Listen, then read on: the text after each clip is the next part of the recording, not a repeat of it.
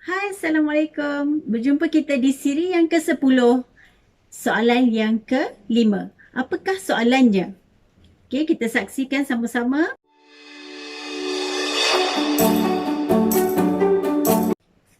Faktorkan ungkapan algebra berikut, iaitu X kuasa 2 tambah X tolak 42.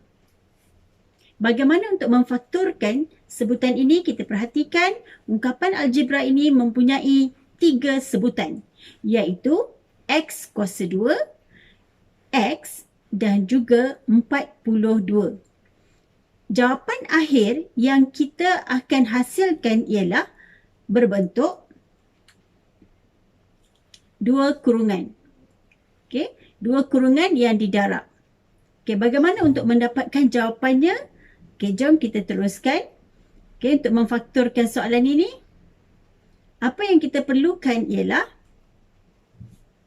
untuk kaedah yang kita akan gunakan ialah pendaraban silang, cross multiplication. Dalam pendaraban silang, kita perlu menghasilkan X kuasa 2 dan juga 42 sebelum kita selesaikan yang di tengah. Okey, sebelah kanan kita perlu dapatkan X kuasa 2, hasil darab sebelah kanan, dan sebelah kiri kita akan dapatkan 42.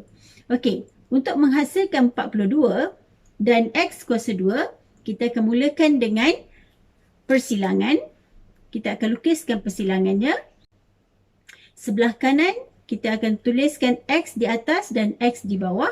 Kerana X di atas dan di bawah bila didarab, kita akan dapat X kuasa 2. Okey, manakala yang di sebelah kiri.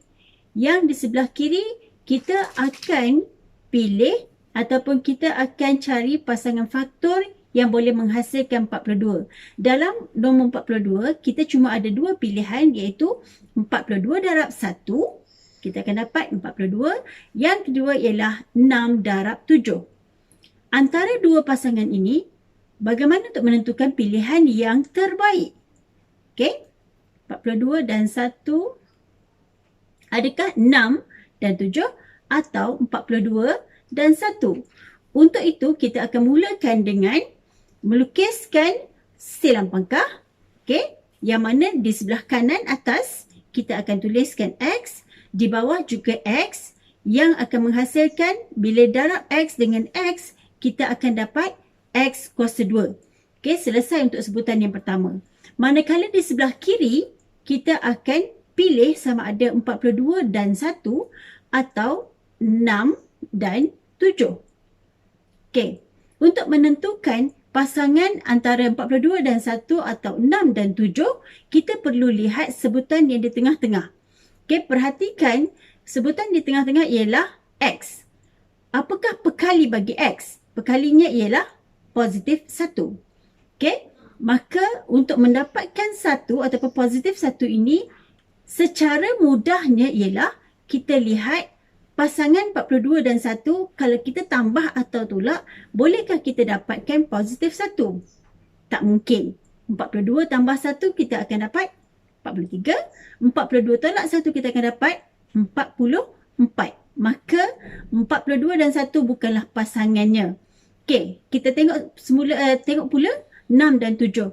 6 dan 7 kalau kita tambah kita akan dapat 13. Kalau kita tolak, okey, yang besar tolak yang kecil, 7 tolak 6 kita akan dapat 1. Maka dengan itu, pilihan kita bukanlah 42 dan 1, sebaliknya 6 dan 7. Okey, bagaimana untuk untuk mendapatkan jawapan akhir setelah pasangan-pasangan ini dipilih?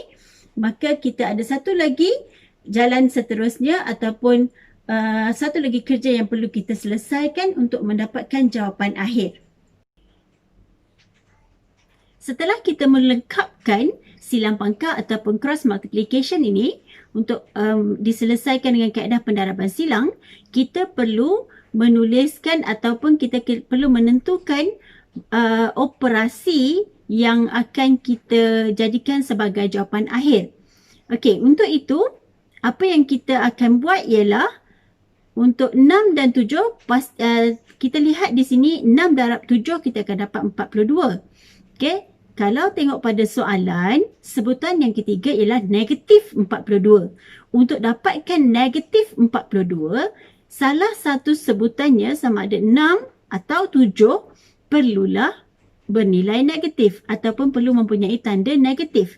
Barulah jawapan akhir kita menjadi negatif 42. Antara 6 dengan 7, siapa yang akan kita letakkan tanda negatif tersebut?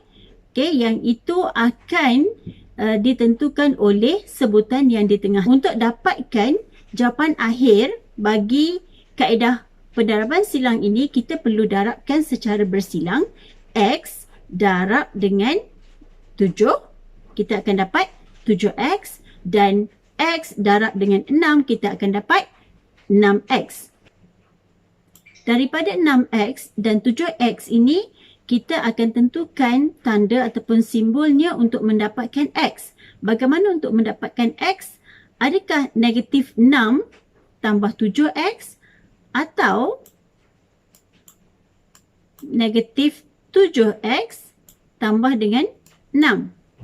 Sudah tentu jawapannya ialah negatif 6X tambah 7. Okey. Maka dengan itu, kita akan letakkan simbol negatif bersebelahan dengan 6 dan positif bersebelahan dengan 7. Untuk jawapan akhir, kerja kita setelah pendaraban silang itu telah dilengkapkan, maka kita cuma perlu mengambil ataupun meletakkan jawapan. Okey. Yang di atas buat satu kurungan, yang di bawah lukiskan satu kurungan, maka jawapan akhir sebagaimana kita sebut di awal tadi, ia membentuk dua kurungan yang didarab, iaitu yang di atas kita akan dapatkan X tolak 6 dan yang di bawah ialah X tambah 7. Okey? Maka dengan itu, jawapan kita telah selesai. Okey, tahniah semua. Jumpa lagi.